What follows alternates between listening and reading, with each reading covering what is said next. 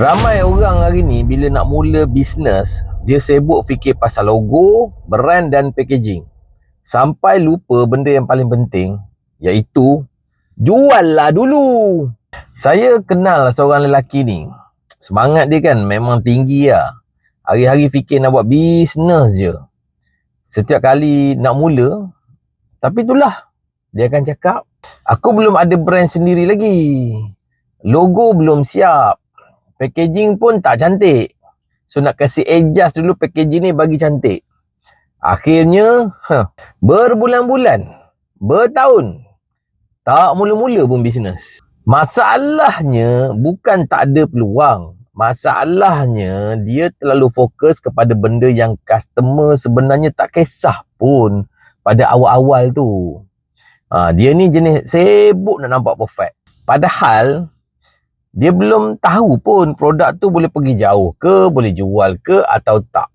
Dia terlalu banyak fikir sebab sebenarnya dia takut nak start. Sampailah satu hari, dia nampak ada satu orang yang jual perfume ni. Brand dia simple je. Packaging biasa-biasa je. Just nice lah, orang kata kemas. Tapi tak adalah havoc sangat packaging tu. Tapi kan, sejalan. Customer repeat. Jadi Mamat ni, brother ni, dia pelik lah. Macam mana boleh jadi lah? Dekat situ dia mula sedar satu benda. Tak semua customer dia membeli sebab kerana logo. Ada customer dia membeli sebab kerana barang tu memang keperluan dan memang ada demand. Perfume kot.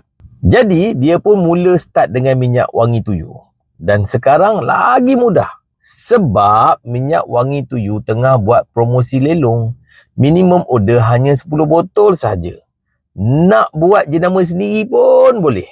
Tak perlu pun nak keluar duit modal ribu-ribu. Maknanya anda boleh mula dengan kecil dulu. Test market dulu. Tengok barang ni boleh jual ke tak boleh jual.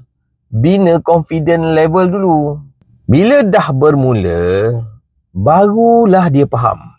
Yang penting bukan nampak besar, tapi berani nak mula. Slow.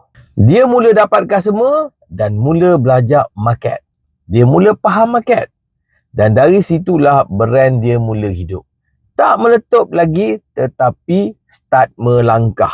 Kalau anda sekarang pun masih tunggu masa yang perfect, dah stop overthinking.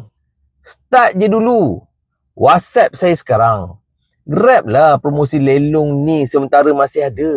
Ramai orang gagal bukan sebab tak mampu, tapi sebab terlalu lama nak bersedia sampai tak mula-mula pun.